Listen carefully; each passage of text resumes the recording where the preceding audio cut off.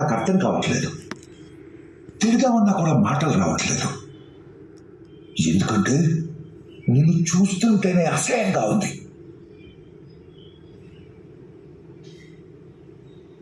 అసలు ఈ పోటీ నేను ఎందుకు పెట్టానా అనిపిస్తుంది.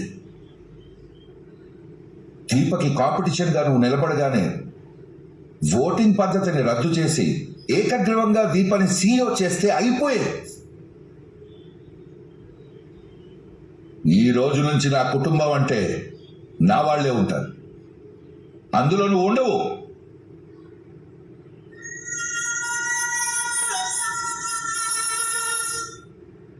నువ్వు ఉన్నావని ఎంతమంది గుర్తుపెట్టుకుంటారో నాకు తెలీదు. నేనైతే ఈ క్షణమే మర్చిపోతున్నా. ఒకవేళ ఎవరికైనా నీ గురించి చెప్పాల్సి వస్తే, ఇది వరకు నాకు మనవరాలు ఉండేది, ఇప్పుడు ఆ మనవరాల్ని దీపలో చూసుకుంటున్నానని చెప్తాను.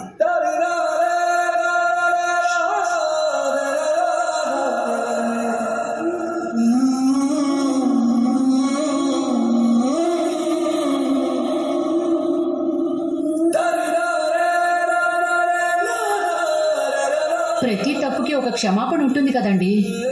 మనం ఎదగాలి అంటే నేర్చుకోవాలి, గెలవాలంటే కష్టపడాలి.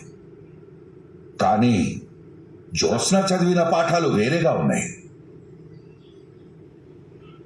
మనం ఎదగాలంటే ఎదుట వాళ్ళని తొక్కాలని, మనం గెలవాలంటే ఎదుట వాళ్ళని మోసం చేయాలని జ్యోత్స్న అనుకుంటుంది.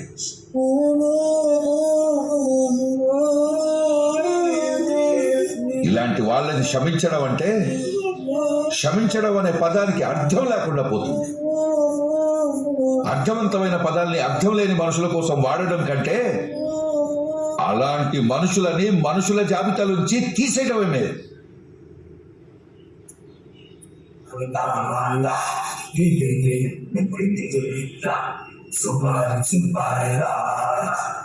ఇప్పుడు నేను చేసేది ఇదే. నా కుటుంబ సభ్యుల లెక్కల్లో ఇక మీదట జ్యోత్స్న అనే మనిషిని గుర్తు పెట్టుకోవాల్సిన వీల్లేదు. తను ఉన్నా లేనట్టే.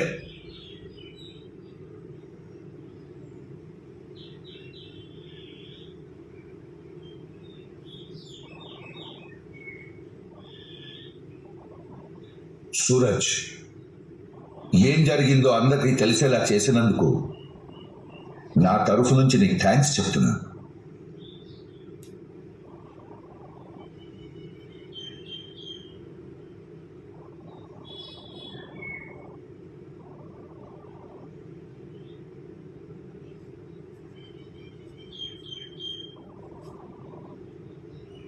మావయ్య గారు మంచి పనే చేశారండి. ఎందుకంటే మన కుటుంబంలో ఎవరిలో కనిపించని విపరీతమైన బుద్ధులన్నీ నాకు దీనిలోనే కనపడుతున్నాయి. అది నీ కూతురైతేనే కదా నీ బుద్ధులు రావడానికి. మావయ్య గారు చెప్పినట్టు దీన్నిలా వదిలేయడమే దీనికి సరైన శిక్ష. శిక్షని మీరంటున్నారు, కానీ జరిగే ప్రతిదానికి బాధపడేది మేమే కదా. దీపా, వెళ్ళు.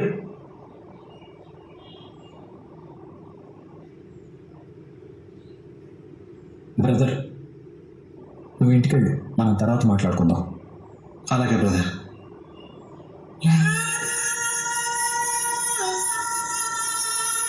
దీంతో మీరు ఒక్క మాట కూడా మాట్లాడకండి, ఇలాగే వదిలేయండి.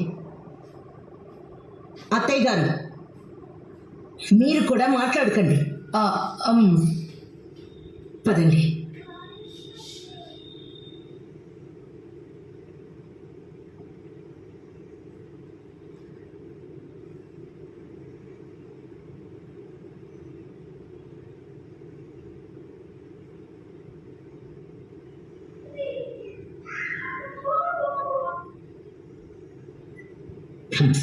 బాధగా ఉందా?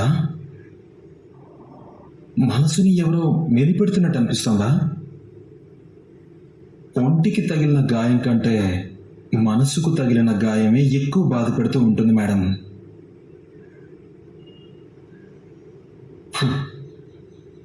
మీరు ఉసిగొల్పిన కుక్కలు ప్రతిసారి ఎదుటి వాళ్ళని మాత్రమే కరుస్తాయనుకోకండి. అవి మీ వైపు కూడా తిరుగుతాయి. దయచేసి కుక్కల్ని ఉసుగొల్పడం ఆపేయండి, లేదంటే ప్రతిసారి ఇదే రిపీట్ అవుతుంది.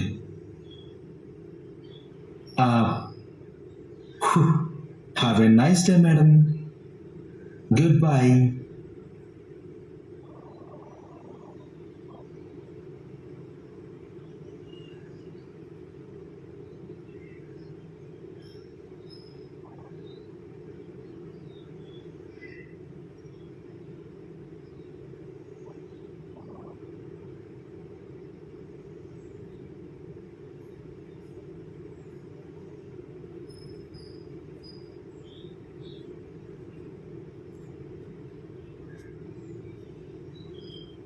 ఇది చూస్తుంటేనే అసహ్యంగా ఉంది.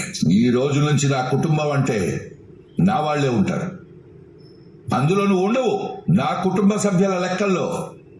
ఇక మీదట జ్యోత్స్న అనే మనిషిని గుర్తు పెట్టుకోవాల్సిన వీర్లేదు.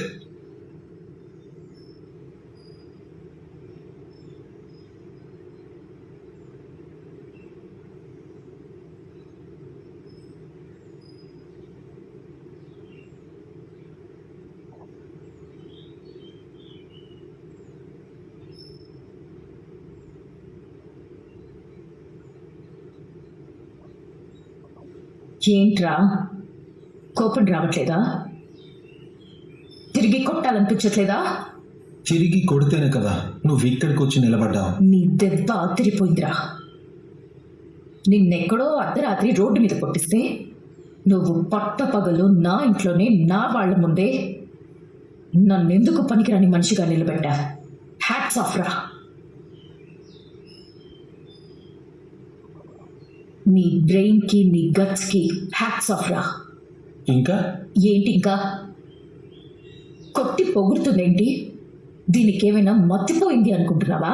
నువ్వనుకున్నది నేనెందుకు అనుకుంటాను? కానీ నేను మాత్రం చెప్పిందే చేస్తానురా. నువ్వు చెప్పకుండా చేసినా నేను కనిపెడతాను కదా. కనిపెట్టడానికి నువ్వు అసలు బ్రతికుంటేనే కదా. రోజులు లెక్క పెట్టుకో. నీకెప్పుడు ఎటువైపు నుంచి ఏం జరుగుతుందో కూడా నీకు తెలీదు. నీకైనా తెలుసా? నేనేమైనా కామెడీ చేస్తున్నాను అనుకున్నావా? నిన్ను చంపుతానని చెప్తున్నాను.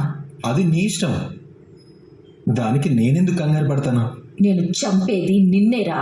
అది నాకు తెలియకుండా నువ్వు చేయాలనుకున్నప్పుడు నీకు తెలిసేలా నేనెందుకు రియాక్ట్ అవుతాను? అయితే చావడానికి సిద్ధంగా ఉండవు. మేడం, మీకు మళ్ళీ చెప్తున్నాను, జాగ్రత్తగా వినండి. నేను విసిరిన వస్తువు లాంటి వాణ్ణి. ఓ నిర్దిష్టమైన లక్ష్యాన్ని పెట్టుకుని అటువైపు పోతూనే ఉంటాను. మీరాగమంటే ఆగను, ఆపుతానంటే వినను. ఎందుకంటే నా లక్ష్యానికి చెవులు పనిచేయవు. తెలిసింది ఒక్కటే, ముందుకి పోతూనే ఉంటాను. నీ పరుగు నేను ఆపుతాను. నీ దమ్మేంటో నువ్వు చూపించావు, ఇప్పుడు నా దమ్మేంటో నేను చూపిస్తాను. హాల్లో చూశాను కదా. రే, మామూలుగానే నేను పెద్ద కంత్రిగా. నాకు నచ్చిన బొమ్మ నువ్వు ఇవ్వలేదంటేనే నీకు బుద్ధి చెప్పాలనుకున్నదాన్ని. నన్ను నా వాళ్ళ ముందు ఫోన్లు చేసిన తర్వాత నిన్ను వదిలిపెడతానా? వదిలిపెట్టుకో, గట్టిగా పట్టుకో. జోక్ చేస్తున్నాను అనుకున్నావా? అయితే సీరియస్గా నీకు ఒక మాట చెప్పనా? ఏంటది? I love you.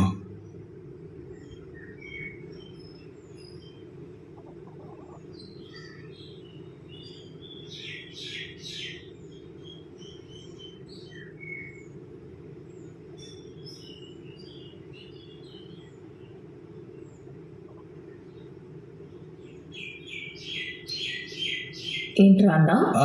Thank you అన్నాను. లేదు, మరేదో అన్నా. ఏమన్నాను? నాతో చెప్పించాలని చూడకు. మీరనుకున్నది నేను చెప్పలేదు అని నేనంటున్నాను. నాతో చెప్పించాలనుకున్నది మీరనుకున్నది అయితే అదే నిజం అనుకోండి. అయితే నేను విన్నది కరెక్టేనా? మీరు విన్నది కరెక్టో కాదో నాకు తెలీదు, నేనన్నదైతే కరెక్టే. Thank you. ఎందుకు? నన్ను ఇంత ప్రేమగా తాకిన మొట్టమొదటి అమ్మాయివి నువ్వే. నన్ను టచ్ చేసిన ఫస్ట్ అమ్మాయి కూడా నువ్వే.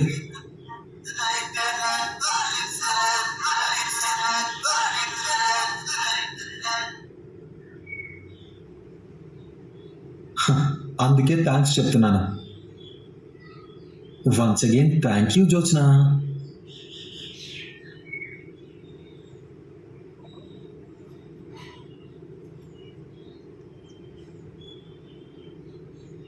ఏమంటున్నాడే? కోపంతో కొడితే థ్యాంక్ యూ అంటాడేంటి?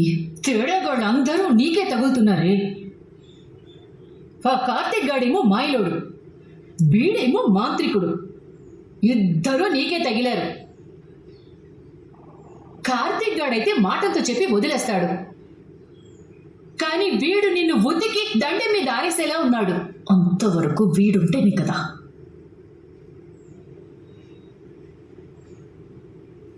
ఇంట్లో పరువు పోయింది, రేపేం జరుగుతుందో తెలీదు. ఏంటి పరిస్థితి? నన్ను ఒంటరిగా వదిలే. వీళ్ళందరినీ ఏం చెయ్యాలో ఆలోచిస్తాను. ఓ ఒసే, మళ్ళీ వాడి జోలికి వెళ్ళకే.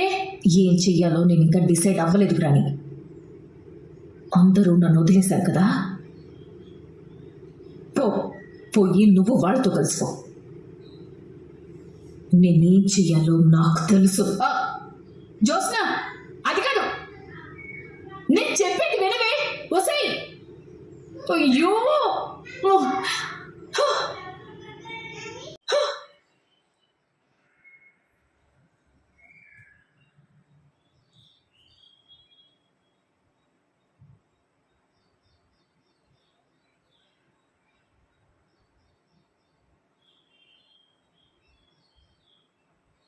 ఈ సగం ఎవరు తాగుతారు? అది కూడా తాగు. కడుపు నిండిపోయింది బావా. ఆ హాఫ్ నీకు కదమ్మా, లోపల ఉన్న హాఫ్కి. తాగు తాగు.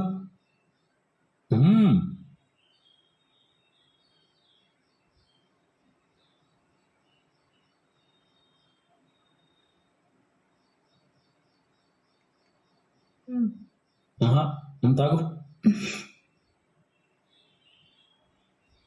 ఓకే.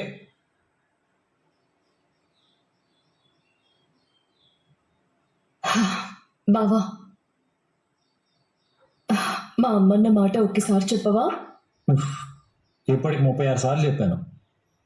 ఇంకొకసారి చెప్పు బావా. నా కోసం కాదు, నీ హాఫ్ కోసం. దీప కూతురుగా నా కడుపును పుట్టితే బాగుండేది అంది. అబ్బా, దీప నా కడుపును పుట్టుంటే తల్లిగా నా జన్మ సార్థకమయ్యేది. చూసావా, వినడానికి మాట ఎంత హాయిగా ఉందో. ప్రియమైన ప్రేక్షకులకి నమస్కారం. నాలో కాన్ఫిడెన్స్ కి తరచూ అందరూ నన్ను పొగుడుతారు, తెగ మెచ్చుకుంటారు. మరి నా కాన్ఫిడెన్స్ కి కారణం ఏంటో తెలుసా? అమెజాన్ ప్రైమ్ లో మెంబర్షిప్. అందులో 10 లక్షల ప్రోడక్ట్స్ పైన same day delivery, prime only offers తో 5% ఎక్స్ట్రా తగ్గింపు, ప్రైమ్ వీడియోలో బ్లాక్ బస్టర్ ఎంటర్టైన్మెంట్, ఇంకా ఎన్నో బెనిఫిట్స్ ఉన్నాయి. నా సీక్రెట్ ఏంటో మీకు తెలిసింది కదా. తొందరగా అమెజాన్ ప్రైమ్ లో చేరండి, అందరికంటే ముందుండండి. అమ్మ మనసులో నేను స్థానం సంపాదించేశాను బావా. ఏ మాట కోసమైతే నేను ఎదురు చూశానో ఆ మాట నేను అడగకుండానే అమ్మ అనేసింది. అనలేదు, మీరంతా అనేలా చేశారు. హే డూప్లికేట్ ఏంటా పిలుపు? నువ్వు డూప్లికేటే కదా. నిన్నేదో మా అమ్మ 9 నెలలు మోసి కన్నట్టు ఫీల్ అవుతున్నావేంటి? 9 నెలలు మోసి కనకపోయినా నేనే కూతుర్నే. నిన్ను మా అమ్మ కడుపుని మోస్తే నువ్వు కూతురు అవ్వలేదు. మీ నాన్నమ్మ ఉయ్యాలలు మారిస్తే కూతురువయ్యావు. అది నీ తలరాత. దానికి శుభం పలికే రోజు వచ్చేసింది. నా మీద కోపంతో నన్ను మాట అందని పొంగిపోకు. అది కోపంలో వచ్చిన మాట కాదే, నా వ్యక్తిత్వానికి నా కన్న తల్లి గుండె కరిగిపోయి ప్రేమతో వచ్చిన మాట. ఇలా నువ్వు మాటలు చూసి మురిసిపోవడం తప్ప ఏం ఉపయోగం లేదు. హలో హలో బుజ్జికన్నా, ఇప్పుడు ఇంట్లో తమరి పొజిషన్ ఏంటో మర్చిపోయినట్టు ఉన్నారు. బావా, ఈ డూప్లికేట్ దాని గురించి మనకెందుకు? నాకేమనిపిస్తుందో తెలుసా? నీకేమనిపిస్తే నాకెందుకు? నోట్లో మాటను బయటికి రానివ్వకుండా మీద పడిపోతావేంటి? మావిడేదో చెప్తుంది కదా, నువ్వు చెప్పు బంగారం. 2 వారాలు 3 వారాలు కాదు బావా, నాకు పూర్తిగా ఇక్కడే ఉండిపోవాలనిపిస్తుంది. ఇది నీ పుట్టిల్లే మరదలా, ఉండిపో. ఈ డూప్లికేట్ ఎలాగో ఇంట్లో వాళ్ళు వెళ్ళేశారు కాబట్టి దీనికి టిఫిన్ కూడా పెట్టరు. యా. ఒకవేళ ఇది సిగ్గు లేకుండా వెళ్ళి తిన్నా వాళ్ళు తిని వదిలేసిపోతారు. హలో వంటలక్క, ఈ 1940 బ్లాక్ అండ్ వైట్ కలర్లు కనడం మానే. మీ తొట్టి గ్యాంగ్ అంతా కలిసి నన్ను చెడ్డదాన్ని చేస్తే నేను ఇంటికి దూరం అయిపోతాను అనుకున్నారా? మేమేం చెడ్డదాన్ని చేయలేదమ్మా. నువ్వు ఎలాంటి దానివో ఏం చేసావో అందరి ముందు బయట పెట్టావు అంతే. దీనికి ఇవన్నీ అర్థం కావలే బావా. కాకపోతే దీనికి మనం థ్యాంక్స్ చెప్పాలి. దేనికి? దీనివల్లే కదా నా కుటుంబానికి నేను ఇంత దగ్గర అవుతున్నాను. అయితే నేను కూడా థ్యాంక్స్ చెప్పాలి.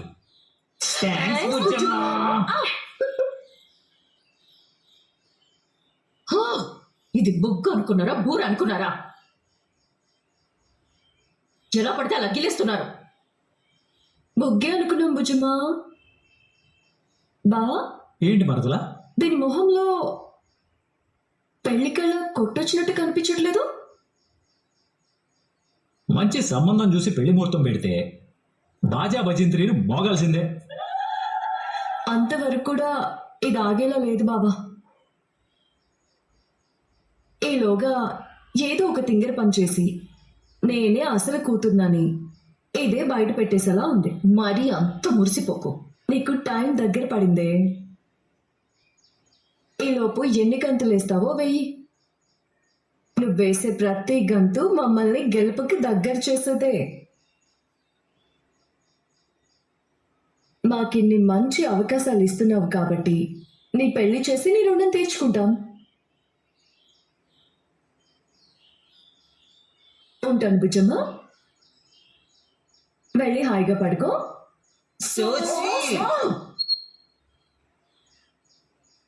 Love you. I love you. ఇది తేరుకోవడానికి టైం పడుతుంది కానీ మనం వెళ్ళి పడుకుందాం పద.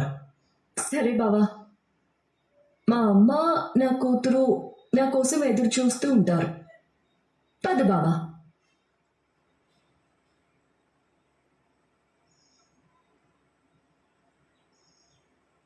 ముందు వాడి సంగతి తెలిసి తర్వాత వీళ్ళ సంగతి చూడాలి. ఎక్కడున్నావు? చెప్పండి మేడం.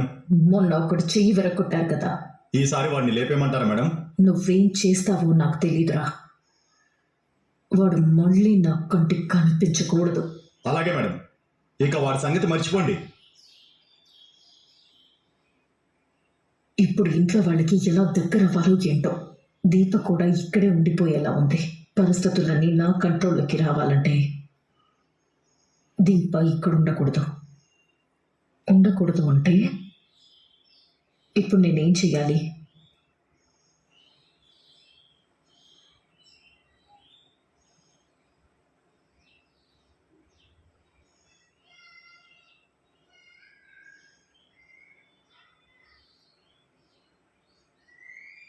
రాదీప, నువ్వు ఇంకా నిద్రపోవడానికి రాకపోయేసరికి అమ్మమ్మ కథ చెప్పు అంది. చెప్తుంటే వింటూ నిద్రపోయింది. నా కూతురు అదృష్టవంతురాలమ్మా. నీ కూతురు అదృష్టవంతురాలి, కానీ ఈ తల్లి దురదృష్టవంతురాలు.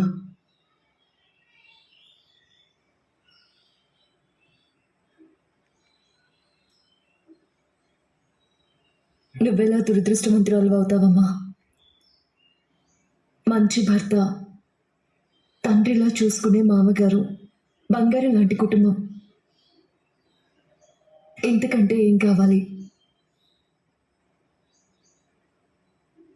లేదు దీప, ఒక ఆడది తన అదృష్టవంతురాలు ఎప్పుడవుతుందో తెలుసా? ప్రేమించే అమ్మ నాన్న, ప్రాణంగా చూసుకునే భర్త, గౌరవాన్ని పెంచే పిల్లలు ఉన్నప్పుడు. మొదటి అదృష్టాన్ని పెళ్లితోనే పోగొట్టుకున్నాను. ప్రాణంగా చూసుకునే భర్తున్నా, గౌరవాన్ని కాపాడలేని సంతానం ఉన్నప్పుడు ఏ రకంగా నన్ను నేను అదృష్టవంతురాలనుకుంటాను? పిల్లలు చేసే తప్పులకి అమ్మా నాన్న జీవితాంతం బాధ్యత వహించలేరు కదమ్మా. పెళ్ళయ్యే వరకు పిల్లల బాధ్యత అమ్మా నాన్నలదే కద్దీపా. అందుకే నా కూతురు తరపున నేను నీకు సారీ చెప్తున్నాను. జోష్నేమి చిన్నపిల్ల కాదు కదమ్మా. అదే నా బాధ. చిన్నపిల్ల అయితే బెదిరించు బతిమాలు నచ్చ చెప్పేదాన్ని. కానీ ఆ చిన్నపిల్ల కాదు.